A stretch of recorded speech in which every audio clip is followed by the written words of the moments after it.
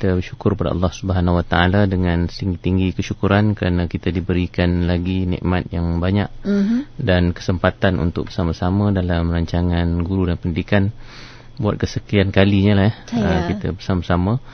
Dan hari ini kita nak bercakap tentang pendidikan, hijrah dan perubahan yang bermakna. Kerana saya kira kita masih lagi dalam semangat hijrah, Siti ya. Hari ini tak silap 11 hijrah 11 Muharram, masih lagi di awal tahun hijrah, dan semangat hijrah tu saya kira satu perkara yang baik untuk kita ambil untuk kita meneruskan kehidupan kita, dan kita kaitkan juga dengan isu-isu di sekeliling kita, termasuklah isu pendidikan yang kita sedang bahaskan ini. Dan mungkin kita harus juga melihat kepentingan hijrah dan juga apa-apa sahaja yang sebenarnya berlaku kepada Rasulullah SAW. Kerana sebagai seorang Islam, bagi kita setiap perkara yang berlaku pada diri Rasulullah itu sebenarnya ada hikmah dan signifikannya terhadap diri kita. Dan kalau kita lihat hijrah ini setiap tahun kita ceritakan, Siti ya, sama ada dalam program-program radio ataupun di masjid-masjid, dalam kuliah-kuliah. Sedangkan ini cerita yang sama. Cerita perpindahan Nabi daripada Mekah ke Madinah. Saya pun selalu pindah rumah, Siti ya, banyak kali pindah, tapi tak ada pula orang berminat untuk menceritakan proses perpindahan saya daripada tempat ke tempat. Dan kalau saya cerita hari ni pun tentang cara saya pindah, orang pun rasa apa ni Dr. Farid cerita pasal apa dia pindah, sedangkan apa yang hebat sangat tentang perpindahan seorang. Tetapi ternyata dalam kes perpindahan Rasulullah SAW ini daripada Mekah ke Madinah ini, walaupun ia merupakan sesuatu yang juga dilalui oleh ramai orang, tetapi peristiwa yang berlaku pada Rasulullah itu diulang, diceritakan, diambil pengajaran oleh umat Islam daripada tahun ke tahun, daripada dulu sampai sekarang. Itu menunjukkan bagaimana semangat kita sebagai orang Islam ini terhadap Rasulullah SAW, terhadap apa semua perkara yang berlaku pada Rasulullah itu cukup tinggi. Kasih sayang kita kepada baginda dan lain-lain lagi. Tetapi sudah pasti, Siti ya, yang kita nak ceritakan itu bukanlah sangat detail ataupun perincian bagaimana Nabi berhijrah itu. Kerana saya rasa kalau siapa-siapa yang dah lama mendengar kisah itu, dia hampir dah tahulah secara umumnya apa yang berlaku dalam peristiwa hijrah itu. Tetapi yang lebih penting lagi, sudah pasti dia punya hikmah, dia punya pengajaran yang boleh kita ambil daripada peristiwa tersebut. Lebih-lebih lagi apabila Rasulullah SAW sendiri bersabda bahawa sudah tidak ada hijrah lagi selepas Fathu Makkah. La hijrata ba'dal fath. Tidak ada hijrah lagi selepas peristiwa Fathu Makkah. Tetapi yang ada ialah hijrah dalam arti kata kita merubah diri kita daripada satu keadaan yang lain. Dan sebab itu ada hadis yang lain pula yang mengatakan bahawa al-muslimu man salimal muslimun min lisanihi wa yadihi wal muhajiru man hajara ma nahallahu anhu. Orang muslim itu adalah orang yang menyelamatkan orang muslim yang lain daripada dia punya kata-kata dan juga perbuatannya. Dan juga seorang yang berhijrah itu muhajir. Seorang yang berhijrah itu adalah orang yang berhijrah daripada apa yang dilarang oleh Allah Ta'ala. Maknanya itu semangat hijrah yang harus kita ambil bila kita nak bercakap tentang hijrah itu. Maknanya tentang perubahan. Dan sebab itu hari ini kita nak kaitkanlah dengan tajuk tentang pendidikan ni, gitu ya. Dan sebab itu tajuk kita ialah pendidikan, hijrah dan perubahan bermakna. Kenapa saya kata perubahan bermakna? Kerana ramai juga orang berubah, gitu ya. Tetapi perubahan itu tak semestinya ada makna. Betul. Kan? Ada orang yang berubah hanya sekadar ingin berubah. Tetapi kadang-kadang membawa makna yang lebih tidak signifikan, tidak berarti berbanding dengan suasana dia sebelumnya. Kan? Sebab istilah perubahan juga sebenarnya merupakan satu istilah yang tidak semestinya positif. Siti perasan tak tu? Betul. Maknanya bila kita kata berubah, dia tidak semestinya positif kan? Contoh kalau saya boleh ambil satu kata-kata. Kalau kita kata awak dah berubah, kan? Awak dah berubah. Biasa kita kata kat orang macam tu kan? Awak dah berubah. Siti rasa kata-kata itu positif atau negatif? Macam negatif je. Tapi sebenarnya dia boleh dua-dua. Kan? Dia boleh dua-dua. Kalau orang yang kita tengok dia berubah daripada suasana yang buruk kepada kebaikan, kita akan gunakan ayat yang sama. Kita kata awak dah berubah sekarang. Maknanya awak dah berubah kepada kebaikan. Tapi kalau orang yang dulu baik dengan kita, kemudiannya dah jadi tak baik pun kita kata sama juga. Awak dah berubah sekarang kan. Mu ni apa? Tak serupa dulu kan. Lagu dia kata kan. Demo lah ni tak serupa dulu. Itu negatif. Maknanya orang yang dimaksudkan dalam lagu tu dulunya mungkin dia baik, tetapi sekarang ini dah mula tak tegur misalnya, dan lain-lain lagi. Jadi perubahan itu sendiri tidak semestinya menggambarkan sesuatu yang positif. Sebab itu poin saya tadi, kita tidak boleh berubah hanya sekadar nak berubah. Ni dah tahun 2015. Kan 14 dekat 15 lah, ataupun hijrah tadi, nak kita masuk ke tahun baru hijrah. Marilah kita berubah. Tapi kita pun tak tahu nak berubah untuk apa. Kita pun tak tahu nak berubah ke mana. Kita pun tak tahu sebab untuk kita berubah. Jadi itu sebenarnya satu perubahan yang tidak ada makna. Sebab itu kata kunci kepada perubahan itu ialah perubahan itu mesti bermakna. Sebab itulah hari ini kalau boleh Siti, kita nak mengambil sedikit sebanyak pengajaran daripada hijrah Nabi ini, bagaimana perubahan yang ciri-ciri perubahan yang Nabi bawa itu. Hijrah Nabi itu hijrah dalam bentuk apa? Supaya kita pun kalau nak berhijrah, kita akan berhijrah berteraskan ciri-ciri yang ditunjukkan oleh Rasulullah SAW. Sebab perkataan hijrah ni pun dah popular dah sekarang ni kan. Betul. Artis pun berhijrah, orang ni pun berhijrah. Jadi kita takut nanti istilah itu dah jadi terlalu bebas digunakan sehingga dia hilang makna asal hijrah itu. Dan sebab itu semangat hijrah itu kena sentiasa dirujuk kembali kepada semangat yang dibawa oleh Rasulullah SAW ketika berhijrah daripada Mekah ke Madinah. Jadi penting jugalah Siti untuk kita melihat detail itu. Macam saya sebut tadi, kadang-kadang kita ni dah selalu dengar, kita rasa macam tidak ada apa signifikan tentang apa perincian cerita itu. Sebab dah lali hari dengar. Tetapi kalau kita teliti, renungi, mungkin ada lagi perkara-perkara yang kita tidak lihat daripada aspek hijrah Nabi itu untuk kita ambil sebagai pengajaran apabila kita sendiri nak berhijrah. Berhijrah dalam arti kata perubahan lah, yang seperti mana kita sebut tadi. Baik. Mungkin hari ini kita sempat berapa pun kita bincang lah. Kalau sempat satu, sempat dua. Apakah ciri hijrah ataupun ciri perubahan yang harus ada bila kita nak melakukan perubahan tersebut, termasuk dalam konteks pendidikan. Yang pertama sekali saya kira, bila kita nak cakap tentang perubahan ataupun hijrah ini, perubahan itu mesti ke arah kebaikan. Perubahan itu mesti ke arah kebaikan. Kerana Al-Quran misalnya, yang menarik ada menggunakan satu istilah yang menggambarkan perubahan yang baik ini, iaitu istilah islah. Dan salaha itu memang asal maknanya ialah kebaikan. Dan Al-Quran seringkali mengingatkan manusia supaya kalau ingin berubah, dia mesti berubah ke arah kebaikan. Dan ada beberapa ayat dalam Al-Quran misalnya itu yang bercakap tentang orang-orang yang dia rasa dia buat kebaikan, tetapi sebenarnya dia buat keburukan. Dia membuat kerosakan. Misalnya dalam surah Al-Baqarah disebut wa idz qala apa ayat tu? Wa idza qila lahum la tufsidu fil ard qalu innama nahnu muslihun ala innahum humul mufsidun walakin la yash'urun.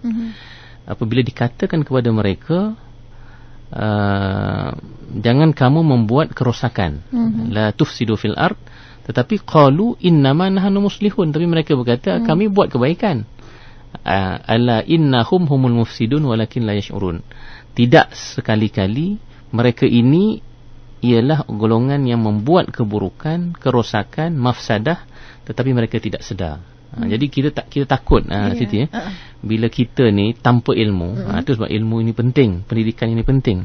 Tanpa ilmu dan pendidikan, mungkin ada orang yang punya semangat yang tinggi untuk buat perubahan, tetapi disebabkan kekeliruan dia tentang agama, tentang konsep islah ini, maka dia duk rasa dia buat kebaikan, tetapi dia yang dibawa itu adalah kerosakan. Dan itu merujuk kepada orang-orang kadang-kadang orang munafik, orang musyrikun di zaman Rasulullah dulu, dihuraikan oleh Al-Quran tentang perkara tersebut. Ada beberapa lagi ayat lah yang saya pun mungkin tak berapa ingat dia punya ayat tu, tapi maknanya itu sama. Allah menegur, Allah mengutuk orang-orang yang membuat satu-satu perkara dengan merasakan mereka buat kebaikan, tetapi sebenarnya mereka membuat keburukan. Jadi ciri pertama, Siti, kalau kita nak mengambil semangat daripada hijrah Nabi itu, bila Nabi berhijrah itu, Nabi berhijrah ke arah kebaikan. Kerana apa? Kerana Mekah pada ketika itu keadaan tekanan daripada orang-orang kafir itu cukup kuat kepada Rasulullah dan juga para sahabat. Walaupun dikatakan bahawa pada ketika itu Rasulullah dah ada para sahabat paling kurang 70 orang yang pakar dalam peperangan. Dah boleh dah orang kata mempunyai kepakaran dan keahlian dalam peperangan, tetapi berbanding dengan tekanan yang Rasulullah hadapi dari orang kafir itu, secara realistiknya tak boleh lawan. Ini pun satu benda Siti, yang kita boleh fikirkan, sebab sekarang ni ada juga orang yang dia orang kata berfikir tu secara mudah, secara simplistik. Dia kata kita lawan aja kan, kita angkat senjata, kita lawan, sebab kita orang Islam, kita mesti menang kerana kita di jalan yang benar. Tetapi banyak sekali contoh-contoh yang kita lihat bahawa orang yang tidak ada perancangan, tidak ada persiapan, tidak ada kekuatan yang sebenar, dia tidak akan boleh menang.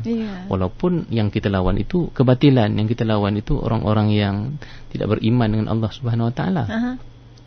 Nah, dan itu yang harus kita fahami daripada peristiwa hijrah.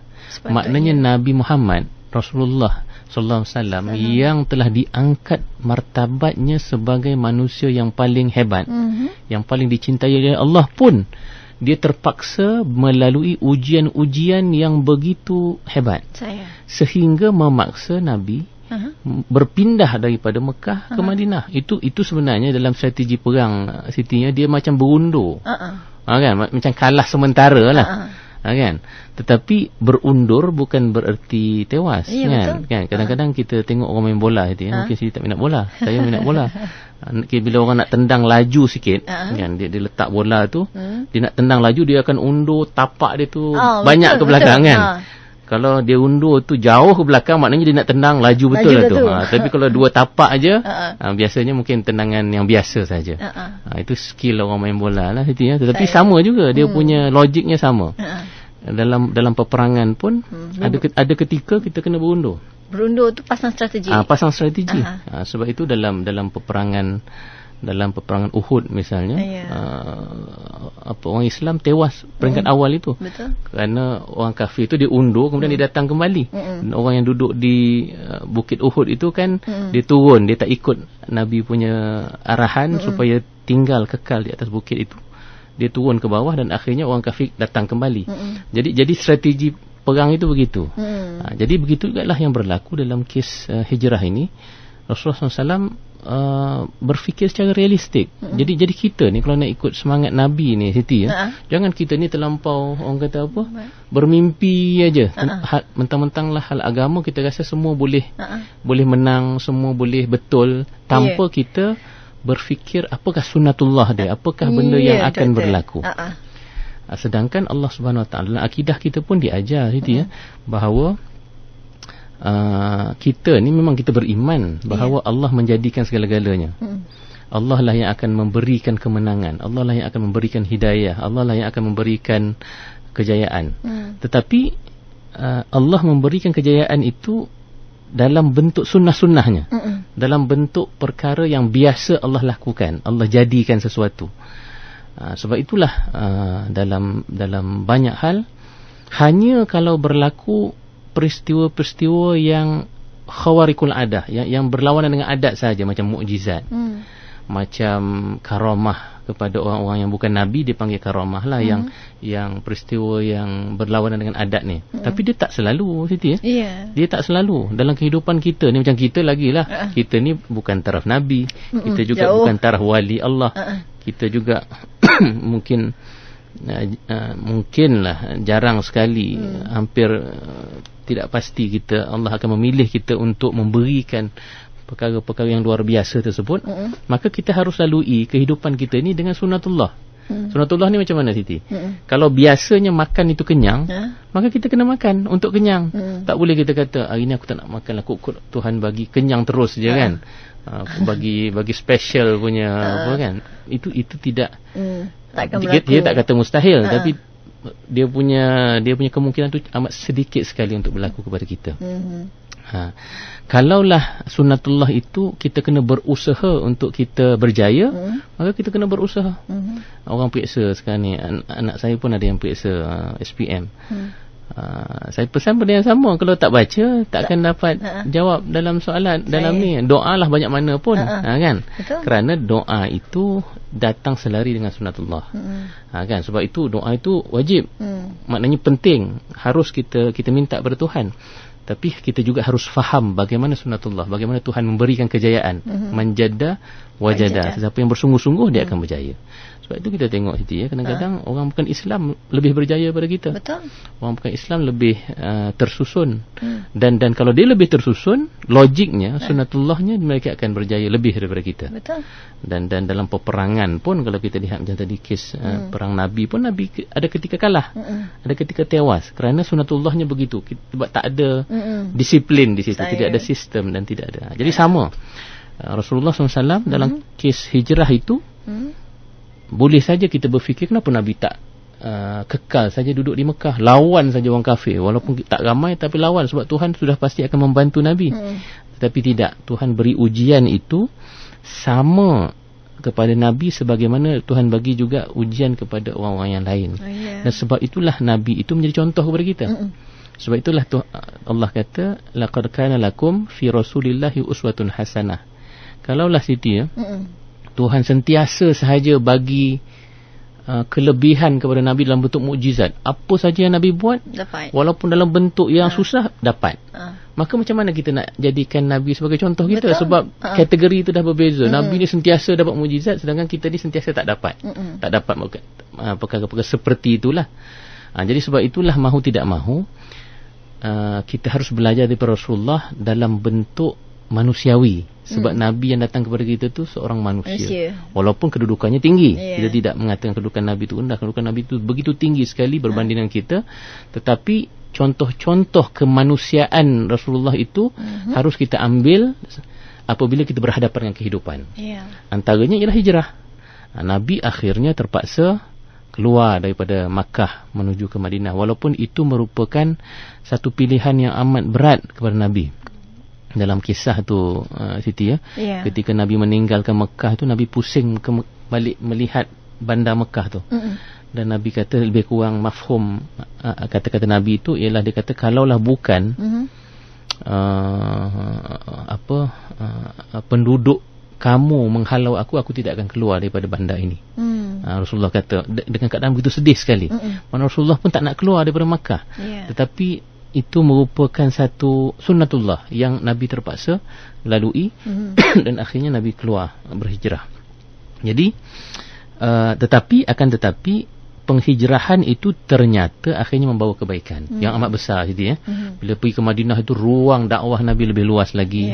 Islam tersebar dengan lebih besar lagi, dan Nabi lebih mudah untuk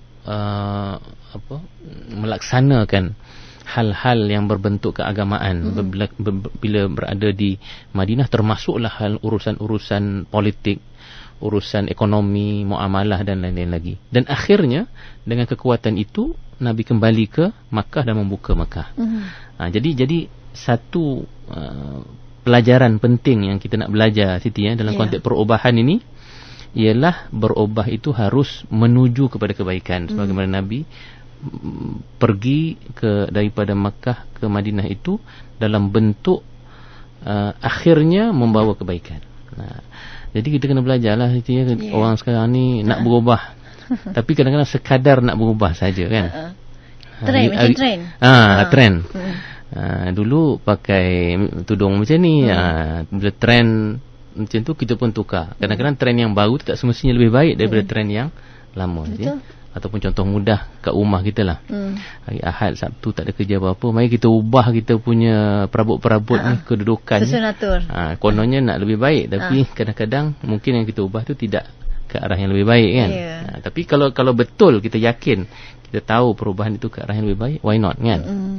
Dan itulah yang dimaksudkan dengan islah tadi. Dalam Al-Quran itu, sebab itu istilah perubahan itu sendiri Siti dia diteraskan dengan istilah kebaikan. Salaha itu baik. Maknanya tidak, dalam Islam tidak ada perubahan yang membawa keburukan. Kalau bawa keburukan tu dia tak panggil islah, dia tidak panggil perubahan. Itu perubahan yang lain lah, bukan perubahan yang dimaksudkan oleh Al-Quran, yang Al-Quran perintahkan itu. Jadi itu satu semangat yang kita nak ambil Siti maknanya perubahan ke arah kebaikan. Yang kedua kalau boleh kita laju sikit, semangat yang kita nak ambil daripada semangat hijrah ini ialah perubahan itu mesti dengan kesungguhan dan perencanaan. Ni yang tadilah saya dah sentuh sikit dah. Maknanya kalau nak berubah, kena satu bersungguh-sungguh, yang keduanya ada perencanaan, ada rancangan, ada planning yang betul. Sebab ramai juga orang nak berubah.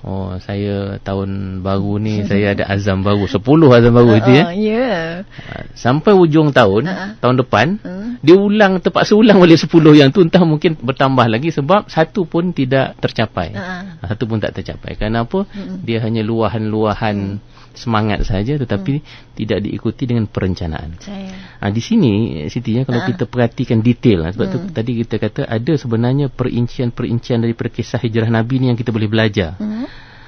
Apa dia yang kita boleh belajar tentang hal perencanaan ni? Kalau kita lihat, kalau kita baca buku-buku yang lebih orang kata detail tentang hijrah itu, dia ada menceritakan bahawa Nabi sebelum Nabi hijrah tu, bukan Nabi hijrah sembrono macam tu je terus je ajak Sayyidina Abu Bakar, jom kita sebab keadaan dah ni kita cabut. Beberapa hari sebelum hijrah itu sebenarnya Nabi telah berjumpa dengan Sayyidina Abu Bakar untuk berbincang. Ada perancangan dia tu. Dan kata buku sirah itu, antaranya buku Sayyid Ramadan Al-Buti, Fiqhus Sirah itu mengatakan bahawa Rasulullah bila dia pergi ke rumah Sayyidina Abu Bakar tu, dia pergi waktu tengah hari. Dan itu jarang sekali dibuat oleh Rasulullah, pergi ke rumah Sayyidina Abu Bakar waktu tengah hari. Tetapi disebabkan tengah hari itu terang Siti Rasulullah datang dengan keadaan menyamar. Itu disebut oleh hadis daripada Aisyah. Menyamar macam mana tak tahulah. Mungkin Rasulullah tutup lebih sikit supaya orang tak perasan. Sebab Siti kena ingat keadaan masa tu keadaan yang tegang. Tekanan daripada orang kafir amat kuat, sehingga orang kafir dah mula berbincang nak membunuh Rasulullah SAW, nak menghapuskan orang Islam di Mekah. Dan pada ketika itu Rasulullah harus amat berhati-hati, dan cara Rasulullah pergi nak berbincang dengan Sayyidina Abu Bakar tu pun dalam keadaan menyamar. Pergi ke rumah Sayyidina Abu Bakar. Kemudian bila sampai ke rumah Sayyidina Abu Bakar, Rasulullah tanya dulu, siapa yang ada dalam rumah kamu? Sayyidina Abu Bakar kata ada Aisyah. Aisyah ni anak Sayyidina Abu Bakar, dan akhirnya nantinya menjadi isteri Rasulullah. Tetapi Rasulullah mengajak Sayyidina Abu Bakar berbincang di luar rumah.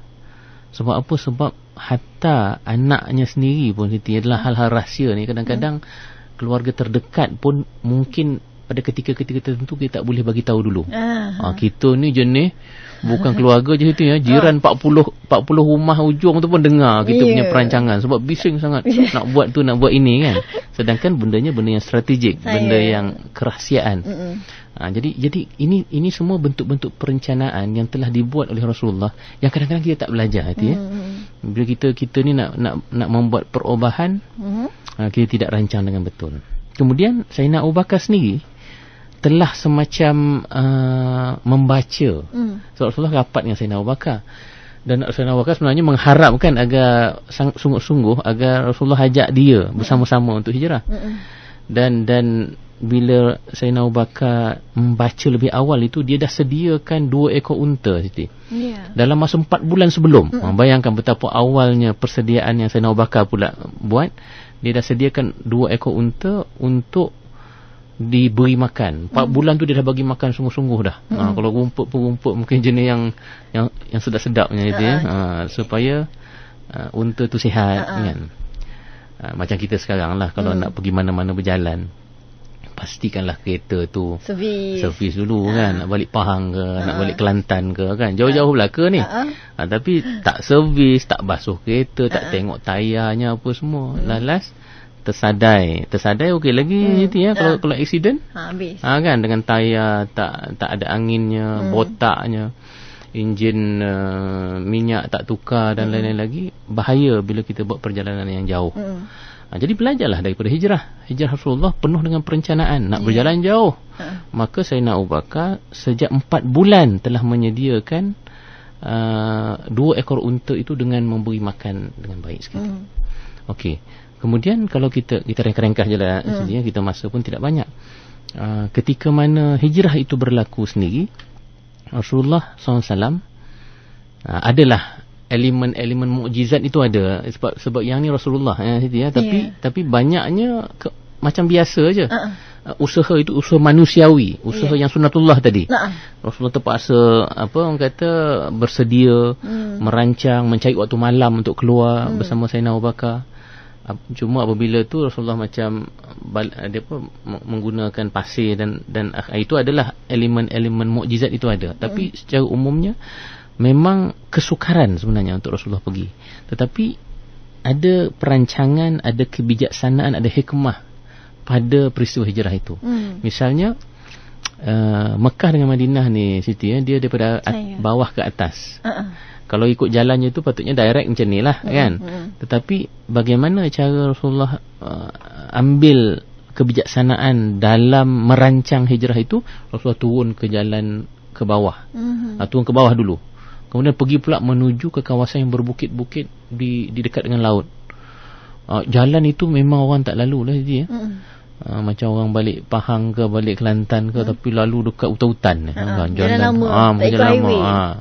Entah jalan Tanah Merah aja kan. Bukan jalan lama, jalan baru dah. Ni jalan yang betul-betul orang tak jalan jadi. Sebab apa? Sebab Rasulullah dan Sayyidina Abu Bakar membaca, kalaulah katakan itu ya, dia orang tahu sahaja bahawa Rasulullah tidak ada di rumah. Larilah maknanya kan.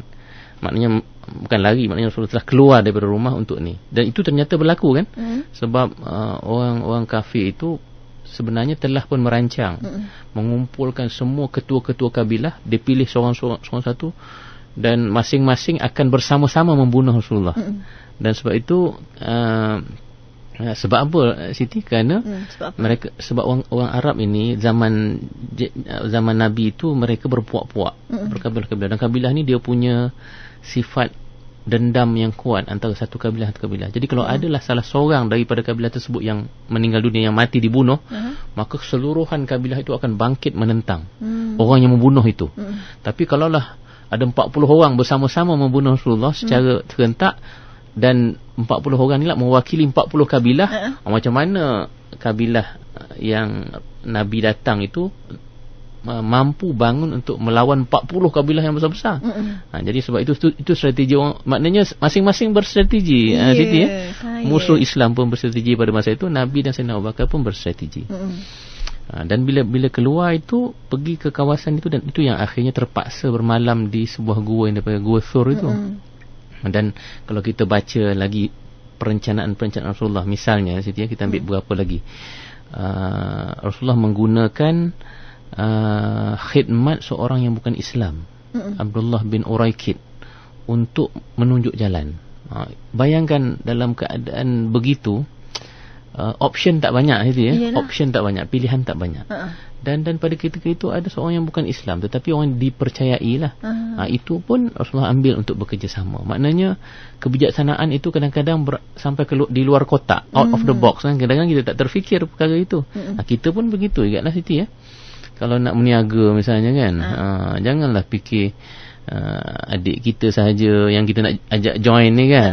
Tetapi carilah orang-orang yang berpotensi. Adik kita macam kita juga tak erti meniaga. Tapi mimpi indah-indah belaka nak untung 1 juta, 2 juta, 1 bilion, lingkup lah.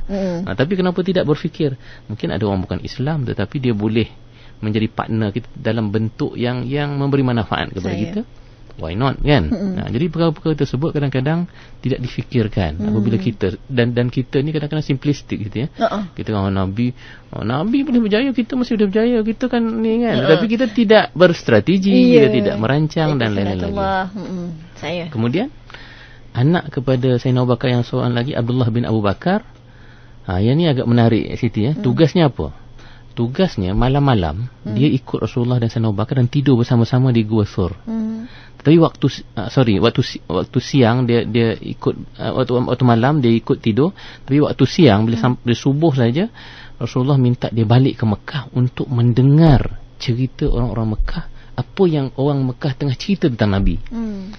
Dengan kata lain, inilah spy espionage ni. Maknanya zaman Nabi itu pun sudah ada elemen-elemen itu dan perkara itu penting gitu ya dalam keadaan dalam konteks strategi perang lebih-lebih lagi lah kalau berhadapan dengan keadaan-keadaan itu kena ada perkara tersebut. Kita kena mendengar, meneliti apa yang musuh-musuh kita bercakap tentang kita, dan pada waktu malamnya dia akan kembali. Orang tak nampak, dia akan kembali ke tempat Rasulullah dan Sayyidina Abu Bakar menceritakan. Ternyata kata Abdullah bin Abu Bakar, orang di Mekah dah bising dah. Muhammad dah hilang. Muhammad dengan Abu Bakar sudah hilang. Jadi mereka pun mulalah menyusun strategi. Strategi juga ya. Menyusun strategi macam mana nak mencari. Itu yang ada cerita sampai dekat dengan gua itu pun hampir-hampir sebenarnya. Mereka mampu untuk masuk dan juga melihat Rasulullah dan Abu Bakar. Tapi di situ keyakinan Rasulullah dan Abu Bakar kuat kepada Allah Subhanahu Wa Taala. Allah menyelamatkan mereka. Kemudian satu lagi dia, ada seorang lagi pengembala kambing. Ini pembantu Sayyidina Abu Bakar juga. Sayyidina Abu Bakar ni dia banyak pembantu-pembantu, anak-anaknya pun ramai. Pembantunya yang bernama Amir bin Fuhairah. Yang ini tugasnya apa? Tugasnya membawa kambing-kambing. Ada 2 tugas. Satunya adalah nak menutup jalan-jalan, tapak-tapak yang dilalui oleh Rasulullah dan Sayyidina Abu Bakar. Orang Arab ni Siti terutama zaman-zaman Nabi zaman tu, mereka ada kepakaran yang begitu mendalam tentang padang pasir. Sehingga kan kalau mereka melihat tapak kaki unta, mereka boleh kenal tapak kaki unta siapa. Siti sekarang ni kalau tengok saya punya tayar kereta, tapak tayar kereta saya kat mana-mana, Siti boleh perasan tak, oh ini Dr. Farid punya kereta ni. Tak ada ilmu canggih. Jangankan saya punya kereta adik Siti ke mak Siti ke, saya rasa Siti takkan tahu. Sebab kita tak sampai ke tahap itu. Tapi zaman itu dikatakanlah dalam kitab-kitab sejarah, kalau dia nampak tapak kaki dia boleh kenal ini unta sipulan bin sipulan. Hatta katanya kalau dia tengok najis unta, najis unta pun, ni najis unta sipulan bin sipulan ni, mesti dia berada di sini. Berapa lama, tengoklah najis tu panas ke tak panas gitu ya. Ini mesti sekian-sekian lama dia berada di sini. Jadi ini semua kepakaran-kepakaran ini ilmu sains belaga ni, sains alam sekitar yang ada pada zaman itu. Dan Rasulullah dan Sayyidina Abu Bakar aware, dia sedar tentang perkara itu. Sebab itulah diperintahkan Amir bin Fuhairah ni untuk bawa kambing-kambing ini dengan 2 tujuan. Satu, bila kambing tu lalu sudah pasti dia akan menutup tapak-tapak itu. Dan yang keduanya, memberi susu. Sampai kepada sana nanti dia akan supply susu kepada Rasulullah dan Sayyidina Abu Bakar. Sebab 3 malam berada di situ. Kita ni kadang berjalan pun tak fikir gitu ya. Bila sampai barulah ada ke hotel ke apa semua nak Patutnya kalau nak bercuti 3 bulan, terutama bulan 12, sebulan 2 bulan tu dah pasti kena pastikan kat mana nak duduk apa semua kan. Tidaklah dah cuti tu barulah nak fikir, lalu penuh semua dah. Tempat hotel semua penuh. Ini contoh mudah sajalah sebab kita selalu buat gitu ya. Kemudian Asma bin Abu Bakar pula bertugas untuk membawa bersediakan makanan, ikat makanan tu dan dibawa ke tempat Rasulullah SAW. Jadi kalau kita tengok dia penuh dengan perencanaan dia. Jadi ini yang kita kena belajar dalam kehidupan kita. Nak buat perubahan, pastikan kita punya rencana. Kita punya, termasuklah pendidikan. Bagi saya pendidikan merupakan perubahan yang paling berkesan. Sebab itu dalam pendidikan ada kurikulum, ada penyediaan guru, ada latihan guru, ada pedagogi, semua itu termasuklah dalam usaha perencanaan. Jadi mungkin okey, ada soalan. Okey. Kena hentikan Dr. Farid. Di hujung kita boleh sambung lagi minggu depan ni. Minggu depan sambung dengan kedua. Tak sampai hati kalau tak laikkan kiriman daripada Zul Petualang K-pop. Okey, soalan dia bagaimana doktor? Kalau kita lihat sistem pendidikan negara yang pada pendapat Zul berlawanan dengan konsep hijrah dan tidak menuju kebaikan, malah menghasilkan pelajar yang sekular dan hamba hutang. Mungkin agak umum lah pandangan Zul tadi tu. Mungkin dia merujuk kepada beberapa elemen dalam pendidikan. Saya cenderung untuk bersifat lebih objektif. Kita tengok ada banyak aspek-aspek positif dalam pendidikan kita. Tetapi kalau Siti masih ingat, sebelum-sebelum ni saya sering menceritakan tentang nilai ilmu. Ilmu ini harus dilihat sebagai matlamat. Jangan hanya dilihat sebagai alat. Jadi kalaulah pendidikan itu dibawa ke arah itu, yang saya setuju dengan Zul lah.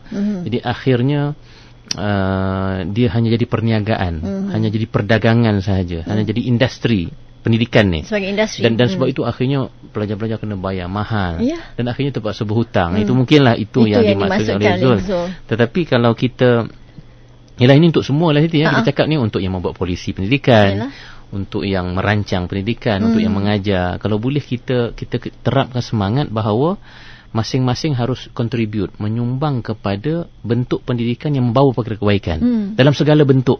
Dalam segala bentuk. Pihak pemerintah misalnya, kalau boleh kurang-kurangkanlah sikit hutang PTPTN ke apa-apa saja ni, supaya semangat pelajar-pelajar ini untuk belajar itu tinggi. Dan bagilah diskaun-diskaun. Kalau yang cemerlang tu wave terus. Betul, sebab nanti kalau pelajar tu cerdik, pandai, hasilnya pada negara juga. Jadi saya rasa saya kongsilah kalau elemen-elemen ke arah itu yang harus sebenarnya kita pelan-pelan buanglah, biar kita akhirnya melihat pendidikan itu ke arah kebaikan. Okey, mungkin sikit doktor kesimpulan untuk bahagian pertama tajuk kita ni. Kita hari ini bercakap tentang tentang pendidikan, hijrah dan perubahan yang bermakna. Saya nak kaitkan tiga-tiga tu gitu ya. Mengambil semangat hijrah, tapi kita nak buat perubahan melalui pendidikan lah. Pendidikan tu kita punya contoh. Tetapi kita harus teliti dari segi ciri-ciri perubahan itu. Yang kita sempat sebut dua. Perubahan mesti ke arah kebaikan. Yang kedua, perubahan mesti dengan kesungguhan dan perencanaan. Itqan. Penelitian, perencanaan, kesungguhan, semua masuklah dalam tu. Saya rasa minggu depan saya nak sambung lagi poin itu, memang kena, supaya kita boleh huraikan dengan lebih lanjut lagi tentang bagaimana pendidikan itu boleh menjana perubahan berdasarkan semangat hijrah. Okey. Dan apa jua perubahan itu kena melalui sunnatullah ya. Dia tak ada dalam mentang-mentang Islam tak apa, pasti Allah tolong. Tak ada, kena ada ikhtiar juga. Terima kasih Dr. Muhammad Farid bin Muhammad Syahran, pengarah untuk Pusat Syarah IKIM. Tajuk kita petang ni pendidikan, hijrah dan perubahan bermakna. Bahagian pertama sama untuk minggu depan. Dr. Farid, terima kasih banyak.